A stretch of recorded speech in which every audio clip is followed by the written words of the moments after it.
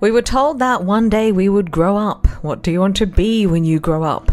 And dreamt of this adulthood concept as it was a destination. It was a place that we would arrive at as the years passed and we ticked the right boxes and we would get to be an adult. And that would be a job. You would get to follow suit. I don't know why you would do that, but here we are. And then you would sign your life away to the banks with a mortgage and maybe end up in a karmic or toxic relationship because you're modeling what everyone else is around you. And then you'd bring children to fix the problem. So we were told that once we had these things, we would be adults. But the truth is much harder to hold. We are not all grown, and we are definitely not all grown up. Inside us live children, unintegrated, frightened, and reactive. And they're making executive decisions. They're signing contracts. They're running households. They're pretending to know. And often these children wear the mask of an adult. And think of the image that came to mind as a very small toddler in a very big suit. And with this mask of an adult, they so convincingly run the show that we even forget who really is at the wheel.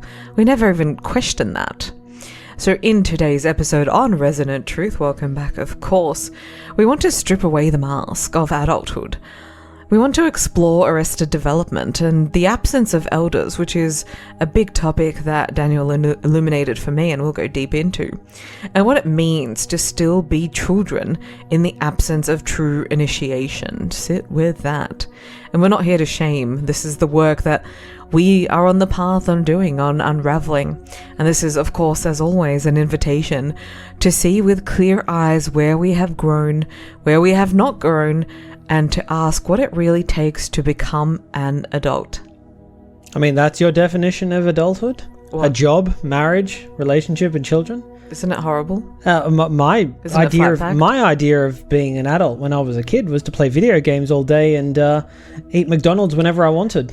I mean, some people do that. That's true. I wouldn't call it very adult, but isn't it how... It's the freedom. It was the freedom that I always saw that adulthood had, but it's funny, when you become an adult, you realize that the freedoms also come at a cost. With great power becomes... What's that? With great power comes great responsibility. But even how, when we think of adults, that job, mortgage, it's very flat packed. It's very one-dimensional. And then some people stretch that adult definition to they have a business. But we really don't have many models of adulthood. I mean, you can see the conveyor belt of the life of the child going to school, the adult working the job, and then the old person walking to the tombstone on the same belt. And that's the life. That's the flat pack, the IKEA package you can get delivered.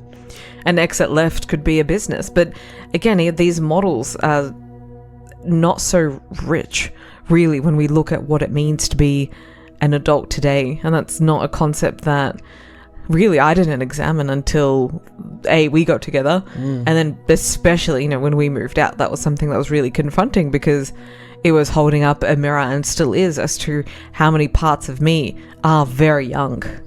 And it really gets back to, I think it's the complexity of these abstract concepts themselves. Something like an adult is, because it's not a physical, tangible thing, it's a construct. And it's, in Australia, it's you're 18, you can drink, you can drive, not at the same time, of course, but you can gamble, you can do all of these things because you're considered old enough to have the executive function to be able to know how to control your impulses and live your life freely.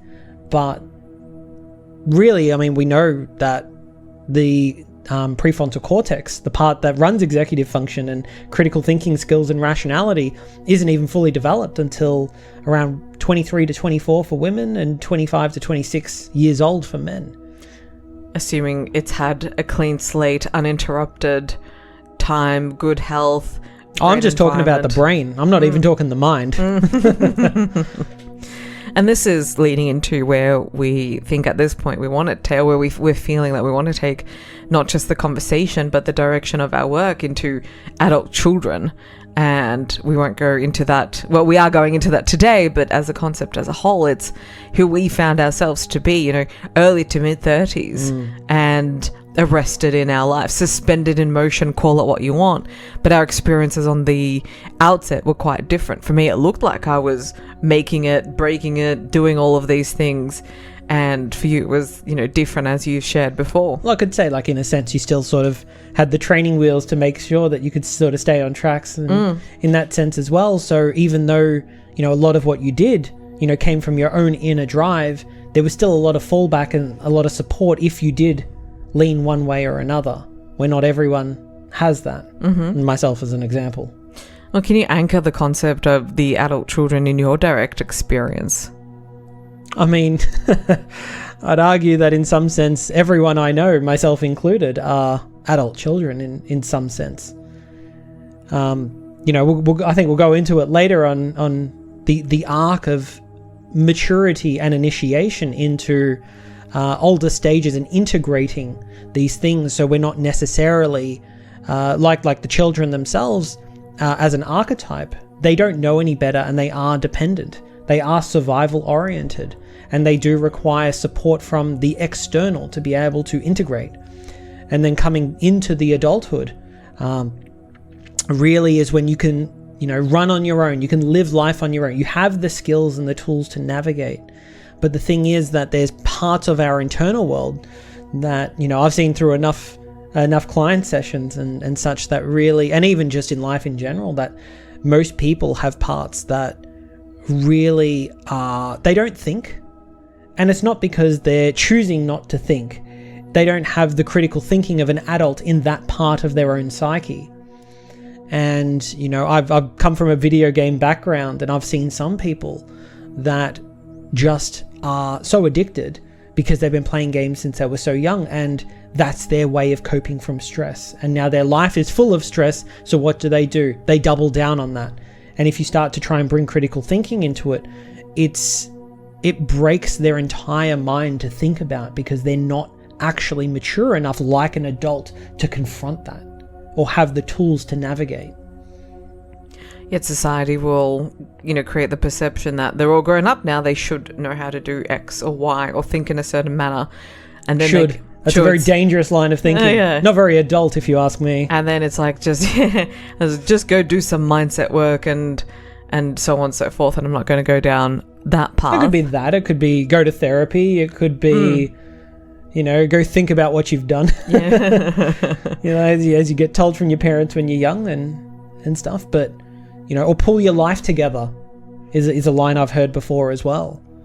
It's just these, a flat-packed answer for a flat-packed situation and lifestyle that really doesn't get at the depth of it. But, getting into the depths of it, let's hear a little bit more about your story of adult children and really, what do you think you'd say, Eleanor, about where the child really ran the show? Many examples and many different parts, but something that truly highlighted this was recent experience of the last few years where I signed a legal contract. Now, at the time I was, quote unquote, I had 4 books and, had clients, and I was mentoring people and working on businesses and doing all of these things that the external patriarchal world absolutely admires. I mean, there's lots of little contracts you can sign, but how significant was this one to you? This one was not the biggest one I've signed, but it was the biggest one I've signed with other people. Right. It was not something that I did not review it. I did not think about it. When I signed it, it was foundationed out of escapism and fear, but I wasn't connected to that. I did not see the writing on the wall kind of thing. But see that, like, you didn't review it. No. It's like, if you did think about reviewing it, what would reviewing even entail for you? Wouldn't know, but there was a perception at the time with the people that I was dealing with that, they did say, oh, you might want to get it reviewed with a lawyer, but that didn't mean anything to me. Like, that didn't stick. But there was also a perception that what was agreed upon verbally would carry through as goodwill down the line. So I was also assuming that the status quo would maintain itself. But also at the same time, there was the perception about me back then that I know exactly what I'm doing. I know exactly how to fortify myself. I know how to protect myself, and I will know how to stand up for myself when things go pear-shaped. There were all of these embedded assumptions because I presented like an adult. I dressed the part. I knew how to power dress and power play, but there was none of that, and I did no due diligence on my behalf. Now, this isn't something that, like, I've signed contracts before, I've made purchases and stuff, and I have, once upon a time, this was in my mid-20s, I had that diligence. And over time, as the stress increases and other things are more on fire, you don't do this. So it's more about regression rather than lack of integration in this point. Regression is a great way to put it. And so who was really signing the contract? And you highlighted this to me. It was a child. It was a child who was signing the contract. And then fast forward 18 months later, I needed to get out of the contract. And the people on the other side, they were as good about it as they can, as they knew how to be as well. This is not about what they did or didn't do. That's not the point.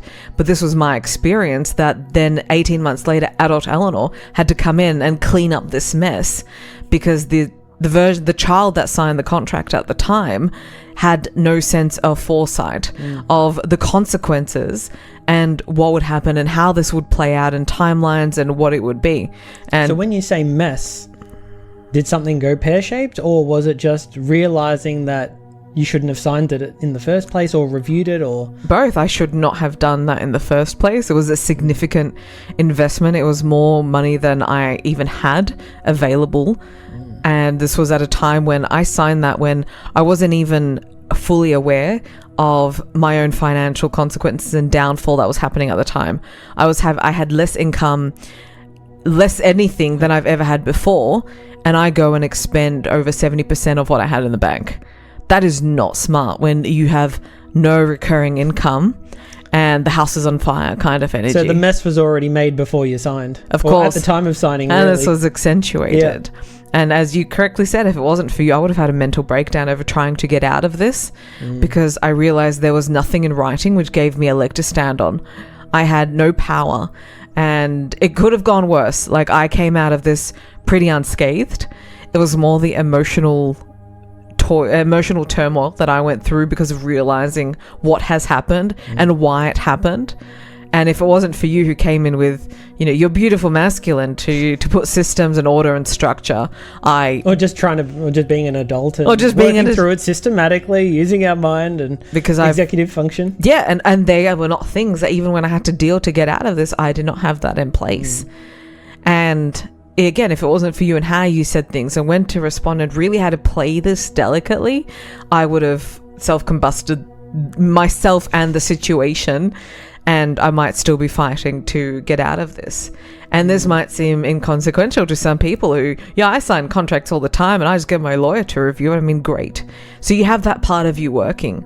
But you've still got the responsibility, even if the lawyer checks off on it. You still have to know what it is you're participating in and what the consequences are for... So really, my assumed success and my age meant that I should know how to do these things and to have all the foresight to know everything and ask the questions, and I did none of those things. Also, because say should, but I'd say you believed. You falsely believed. Yeah. And unraveling what my unready self had to walk into. And again, if it wasn't for you and the details, only the full details of everything that happened, because I felt so embarrassed to share it with my parents even. I wouldn't even just say embarrassment. There was so much shame. Yeah. Self-directed shame that was so deep that, like, I just recall there were times where, like, you would just go quiet entirely because you couldn't actually face the reality. Yeah. And it was pretty painful to watch, actually, because, going back to the adult child, realizing itself that the part of you that was trying to pretend to be an adult really was this scared little child that just needed an adult. I needed an adult. And from the outset, it doesn't look like I'm daft in that sense or can't read the fine print. Like, I worked in construction as a contracts admin. I read contracts all the time. And I would, people would ask me questions and I would I would administer these contracts as well. So I had this ability, but we'll move on from the story. It shows that the continuation of stress and the compounding of stress and trauma, however it is packaged, however it came along, and research, there's decades of research that shows that childhood trauma and ongoing traumas impair your executive functioning. This is memory, planning, impulse control. That's the regression that really sets you back. You knew how to do it logically, but under that much immense stress, we revert back from the neocortex or the human brain back into the monkey brain, and it doesn't go well from there. It doesn't. Say that. No, because our adult brain, quote unquote adult brain, shuts down and the child states take over. Because what I wouldn't even say child, I'd say primitive. Yeah. Looking back at the time, I wasn't even excited when I signed that. I wasn't paying attention to any cues, but my adult brain completely, at the time, shut down. And I should have connected with, I could have, but I couldn't. I couldn't connect with anything that was happening, because by that time I was so far gone and enmeshed in so many different directions. There was, we'll come to these analogies, but there was like a child, trying to manage a burning building. It's like, how could this actually be a good decision? A good analogy for this is like trying to rearrange the deck chairs on the Titanic. Yeah, so this compounding stress, you simply cannot do things that are so, like the CEO's left. That's the analogy I was wanting to share. Like the CEO has left not just the boardroom, but the building. So the interns, which are the child parts who just got handed this job, they still don't know where they are. They start making the decision. So from the outside, it looks like a beautiful skyscraper. I wouldn't say they don't know where they are. I think of the interns as grabbing the coffee and doing some of the data entry and just getting familiar with the place. And then needing to run the boardroom is recipe for disaster if they don't know these high level elements as well. Can you share more about the arrested development then? So, what happens when trauma freezes our growth at the age that it happens? So as we're saying, parts of you may be 40, like the CEO is 40 years old and working beautifully, but another part is still 12. Well, I think back to like the effects of, and I've read this and I like the way it's been, the way it read. I can't remember where I picked it up, but I've seen it in a few places. Abuse, neglect and abandonment, these and the trauma, that the stress that can be so intense that it is traumatic. And, just when I think of trauma, really, it's just any type of stress that's too much or too intense for us to handle. And think of like blunt force trauma. You get hit with a mallet or a hammer, and that's its own type of trauma because of the damage that it does, that sustains. And so with arrested development, really it does involve some form of trauma that affects our capacity to develop in certain areas of our life as well. And that's one that even I've faced as well, is when you can't deal with a problem or you can't face it, whether there's too much guilt or shame, or whether the other party refuses or anything like that. What my learned response was to hide away. I loved playing video games, but it also became my vice as well. And so it was one thing that was neutral that then got layered on with something negative as well, as a form of escaping this reality, because there were problems I couldn't solve for one reason or another. Sometimes I didn't have the patience to wait for them to be ready. Sometimes I didn't have the capacity to articulate my own words, or in particular my emotions. That's one thing, particularly men these days. Emotional communication is definitely not many men's strong suit, at least in my own experience. But it seems to be a growing trend. Oh, actually, no, I'd probably say it's a shrinking trend in today's age, but it's still quite prevalent in culture. You'll see women can be a lot more open about their feelings, but for men, there's still a lot more stigma, and it's still a challenge that we're working through. And so arrested development really just comes down to the fact that when you have some sort of traumatic event, and it doesn't have to be a single event, it can be something that's mildly stressful. A paper cut that keeps on getting cut. That's it. Or, or any wound that just keeps getting reinfected, it can never heal. what happens is the state of development of that part of our psyche, of our inner realm, of our archetypes that we carry within, they get stuck at the level one step before that event happened. And unless we're actually healing that part of ourselves, they don't grow. They don't heal. They don't integrate. They cannot move. It's like the door closes and gets locked in front of them. And so they'll always be one step behind wherever the event or the series of events that created the trauma that created the arrested development. Oh, beautifully said, my love. And just had the image. It's so cruel. It's so, cruel to think that there's these young parts which don't just carry, or they carry the access to joy, the access to love, the access to relate to other people, the access to intimacy, the access to creativity, like access to so many parts of ourselves that we don't have access to because, like you said, they're behind closed doors and the key has been completely thrown away. Can you speak to, so for example, there are people who struggle to find love like us, and if they do, they end up in distorted or imbalanced relationships or conditional, conventional relationships. So can you give just a case study, make believe, of what part of them or how parts of them would have been, had arrested development that today relationships like we had would be the toughest thing for them to experience?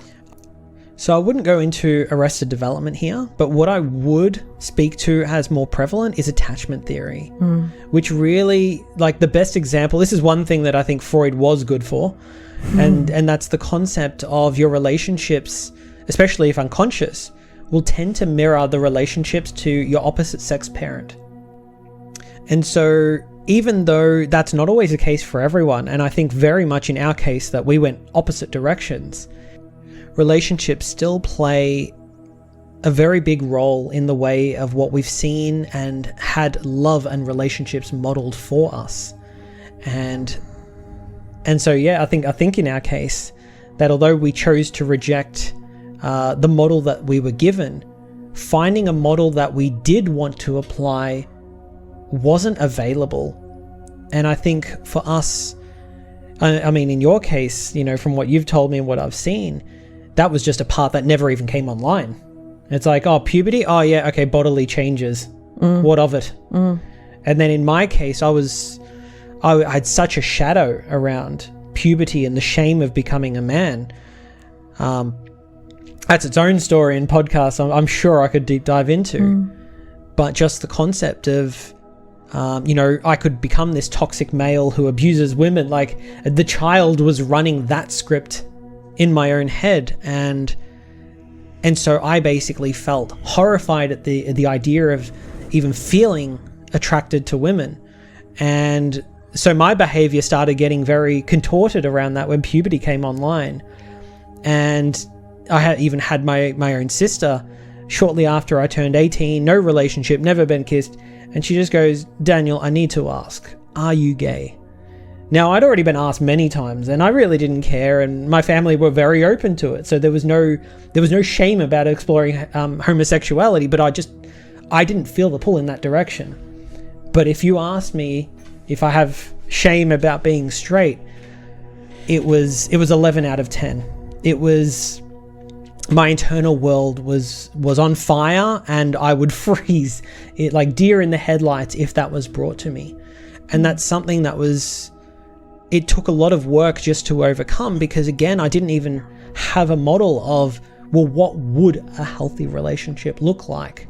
Because I've seen divorces, I've seen problems. I'm usually pretty good at picking out the problems in other people's relationships if I take the time to sort of psychoanalyze it. But I didn't know what a healthy relationship or what a relationship with me involved would look like. And that's even one that I would say even included, up to the day we got together, because I decided at that point that, before that point, that I wasn't going to have another relationship in my life. And that past life regression just showed me at the soul level that was just the pain, that was just the wounding, that was just the lack of faith in love and trust in the universe that was preventing that. And that even though my heart opened up to you, Ellen, on the day and everything, I still didn't have the model. But I realized for the first time that we can create it. We can find it for ourselves and build it, even if it's from nothing. And so I've sort of taken it on a bit of a tangent there, but I think it just goes back to the fact that these models come back to childhood, and going back to attachment theory as well is one that we get given an attachment style towards other people and how we relate to them as well. So I won't speak to all of that because that's its own topic, but it's definitely worth exploring to see how we relate to each other relationally. Let's continue breaking down the fallacy of the adult and looking at it from internal and external milestones. So, for example, society hands us external milestones. You're an adult, as you were saying before, now you can drink and now you can drive. Yet that marker is different in Australia than it's in the United States. It's all relative. So what's the real marker here? And then you're an adult because you can get a job, and now you're expected to get married, have kids, get a mortgage in some paddock, and so on and so forth. And it seems, there's a common agreement, an unspoken agreement, that all of these things make you an adult. And, sure, they could be important, and if this is someone's dream, more power to you. But where is the conversation around meeting internal milestones, like learning how to emotionally regulate yourself, the ability to feel all of your feelings, learning how to set boundaries, how to live, I don't like this term at all, authentically, it's so bastardized, but there's so many internal milestones that are rarely acknowledged. So what we find is that adulthood, it's one hollow performance because none of the inner milestones, true rites of passage, have not been allowed. What do you say to that? Well, I mean, we base external milestones off typically external facets. I mean, again, you turned 18. Well, what really is that? That's 18 cycles around the sun. That doesn't mean anything. In this body, not the soul. Internal milestones, they work at a deeper level, and they work, if you go deep enough, into the archetypal level as well. And so levels of integration and connection with these parts are really ones that are tested, like, in ancient tribes, and they'd send the boy out into the woods on his own for like 3 days to survive. And if he came back, he was known as being separated from the archetypal mother, and therefore he is now a man. And so that itself, it's a test, it's a rite of passage that's not about a date or a time. It's not something that we can measure in the external world, but it's about building character in the internal realm as well. And so understanding even how the inner landscape looks versus the external landscape as well, there is some overlap. I mean, we can see adulthood physiologically generally occur. Full maturity in the body, again, occurs when the prefrontal cortex is finished, early to mid-20s. And so rites of passage could mirror that as well for adulthood initiation, but they're completely out of sync, and there's no balance between the internal and the archetypal integration mirroring the external world as well. Well, that's what I'd sort of touch on there. Of course, and this is, again, we can only invite you to continue examining what is an adult, and in your own experience, what milestones did you pass or, achieve for yourself on the outside, but we're just still waiting inside. And, from my example, it appeared that I, signed the papers, got the job, did all these things in my 20s, but then arrive at my 30s to realize I don't even have an internal world and boundaries don't exist. Now, you've been reading Bill Plotkin, and he's a wonderful author and psychologist, and phenomenal. Many things we can say to his name, but in speaking to initiation and these passages, can you share the framework that he provides?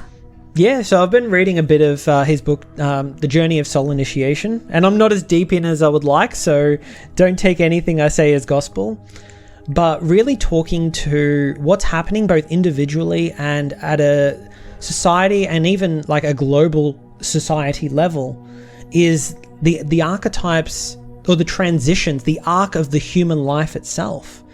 Starting at childhood, we come into the world completely in survival, completely unequipped to deal with the world. There is capacities beginning to come online, but the child is one that needs to be fed, that does need to be changed, that does need to be taught, that does need to be supported. They can't do life on their own. They are dependent for all intent and purposes. This is why they say there's no one more narcissistic than a newborn baby.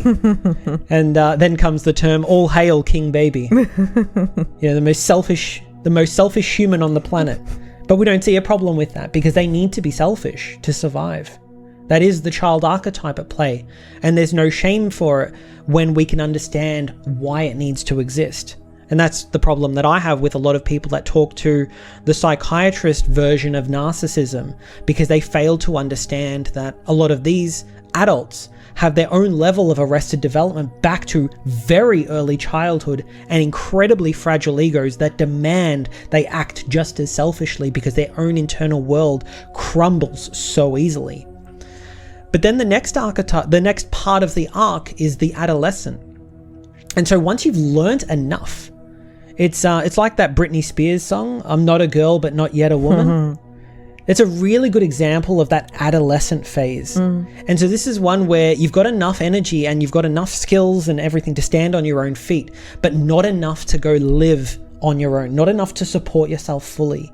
And so this is really where identity formation really starts to take form. And adolescence, usually, we already know what adolescence is. It's usually those teenage years as well. And this is when we're picking up new hobbies and sports and going to school and picking our subjects and then going to university. This is still, well, that's more the later stages of adolescence, but it's actually figuring out who you are, what role you're going to play, and then achieving the accolades of learning the skill set that you will carry usually for life or a long period of your adulthood.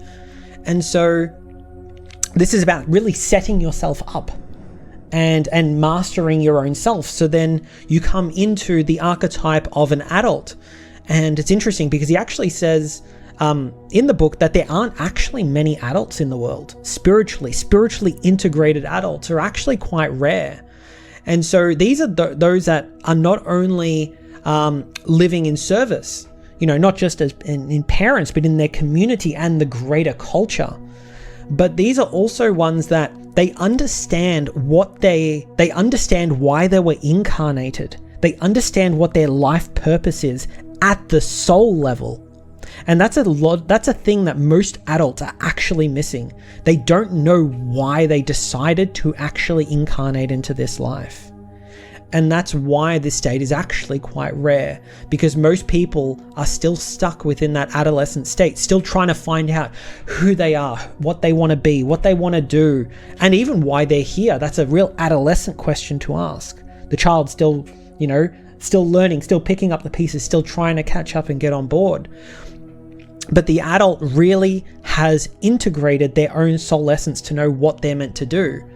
And then right at the very end is the elder, which basically there are next to none in today's world that are really highly revered. There's a few people that we might look to and listen to, but especially within our own lives, most people don't have an elder they know by name that they could go visit or talk to face to face. Which is really scary, because these are really the wisdom bearers who not only understand their own life purpose and giving back to the world, but they actually understand the cosmic game. They understand everything in the worldly and everything in the spiritual as well, to know how it all fits into one neat puzzle and how to drive people through this arc in the healthiest manner as well. And so with that as well, what we find is most people, generally speaking, even those that are legally adults, are still pathologically adolescent.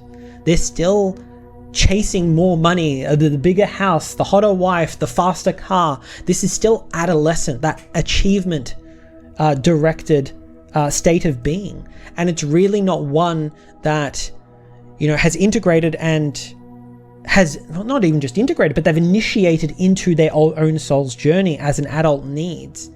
And so without that initiation, we sort of stay stuck in that state. And that's where I see a lot of the world actually being. And I mean, not only me seeing, but Bill Plotkin identified it well before I did. Beautifully said. And it just speaks that older does not equal elder. And our culture doesn't have old people. Well, sorry, our culture has old people, but very few wisdom keepers. And what came to mind was the first day of Mind, Body, Spirit Festival, where the older people came out and they didn't want to speak to anyone. The energy was so heavy. It was all wrong. They looked at us like we were, I don't even know what. But it just speaks to, you know, where was the wisdom, except one or two people who came up and, you know, and spoke, you know, in depth and said a few good things. But there's no rite of passage, and children are raising children, and managers are managing other managers who never matured. Can I say on the old people thing, it's like the OK Boomer meme. It's if you haven't heard of it, it's about the young generation, the Gen Z and the millennials talking to the Boomer generation. I think they're like what, the 60 to 80-year-olds sort of people. Saying, okay, like, but you don't understand, Boomer. They're out of touch with reality. And that's another thing that the elders do. They understand how the world is also changing and what the new generation is coming into. And a lot of the Boomer generation that get flack for this, and I'm not saying that's all of them, but those that have remained in an adolescent state still carry that selfishness. They're still worried about their own personal needs, not recognizing that they're coming close to the end of their own life, and they're going to lose everything materially anyway. And this is where the elder understands that they're meant to give it all back in the end anyway. There's nothing to hold on to. That is the spiritual arc of the elder that's missing. I just wanted to add that in there as well. And what you mentioned with the children raising children, it's like that saying, the blind leading the blind. And this is where the other saying comes along, in the land of the blind, the one-eyed man is king. Those who have the eyes to see really have a new dimension of understanding and awareness far beyond where the average human is. And that really is where initiation can teach you that. So when we look at ourselves as adults, conventional conversations and spaces will say, you're not a failure. And it's not that you're a failed adult, but how many parts of you even had a chance to be properly mentored, to be properly guided, to even just be held so they can grow, and even just giving yourself space. So it was last week, I had an evening to myself and I dropped in and I had a very young part come up and in a very childlike voice ask me, why don't you love us? And it's like, that's confronting for a part of you. Like, how do you explain that to a child? It's like, I got busy playing other people's games. It's like, that doesn't mean anything to a child part. And it goes back to like the inner landscape works. It might not resonate with the external world, and if we aren't paying attention to the inner realm independent of the external, how can we make sure they're actually even in harmony? And in your case, it clearly wasn't. Absolutely. But we are all versions of uninitiated children trying to grow in the world without elders, without proper support that can meet each part where it's at, as you so say.